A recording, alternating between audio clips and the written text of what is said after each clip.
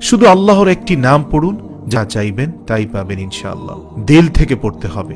আমলটি হলো আসরের নামাজের পরে আপনি যে জায়গাটায় বসে নামাজ পড়বেন, নামাজটি শেষ করার পরে আপনি কয়েকবার দুরূদ শরীফ পাঠ করবেন। দুরূদ ইব্রাহিম, আল্লাহুম্মা সাল্লি আলা মুহাম্মদ ওয়া আলা আলি মুহাম্মদ। এভাবে পুরো দুরূদ শরীফ 3 বার পড়তে পারেন, 5 বার পড়তে পারেন, অথবা বেজরভাবে 7 বার পড়তে পারেন। যারা দুরূদটি জানেন না তাদের জন্য পড়ে নিচ্ছি, আল্লাহুম্মা সাল্লি আলা মুহাম্মাদিন ওয়া আলা আলি মুহাম্মদ কামা সাল্লাইতা আলা ইব্রাহিম ওয়া আলা আলি ইব্রাহিম ইন্নাকা হামিদুম মাজিদ।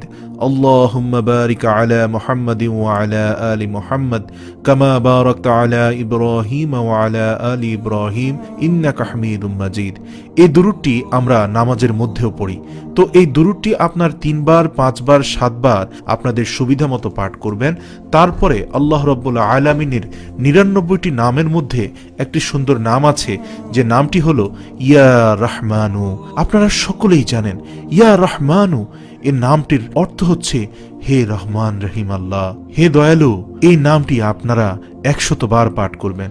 এর বেশিও পাঠ করতে পারেন, কিন্তু কমপক্ষে 100 বার পাঠ করতে হবে। তারপরে আবারও দুরূদ ইব্রাহিম পাঠ করবেন 3, 5 অথবা 7, আপনার সুবিধা মতো বেজরভাবে কমপক্ষে 3 বার। তারপরে আপনারা আল্লাহ রাব্বুল আলামিনের কাছে মন ভরে দোয়া করবেন, আকুতি বিনতি সহকারে চোখের পানি ফেলে দোয়া করবেন।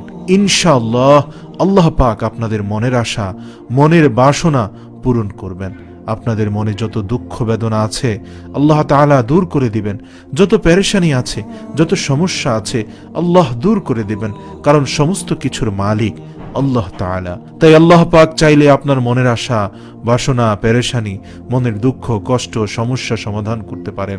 এজন্য মন ভরে দোয়া করবেন, ইনশাআল্লাহ আপনারা ফল পাবেন অতি শীঘ্রই। আর যতক্ষণ না পর্যন্ত আপনার মনের আশা পূরণ হচ্ছে ততক্ষণ পর্যন্ত, ততদিন পর্যন্ত এই আমলটি চালিয়ে যাবেন ইনশাআল্লাহ। তো প্রিয় দিনী ভাই বোনেরা, এই ছিল আজকের ভিডিও। আশা করি আপনারা এই আমল থেকে সবাই উপকৃত হবেন। যদি আপনাদের কাছে ভিডিওটি ভালো লেগে থাকে তাহলে অবশ্যই শেয়ার করে আপনার বন্ধুদের জানিয়ে দেন। আর আপনাদের মূল্যবান মন্তব্য আমাদের কমেন্ট বক্সে জানাবেন, আমরা উত্তর দেওয়ার চেষ্টা করব ইনশাআল্লাহ। আমা তৌফিক ইল্লা বিল্লাহ।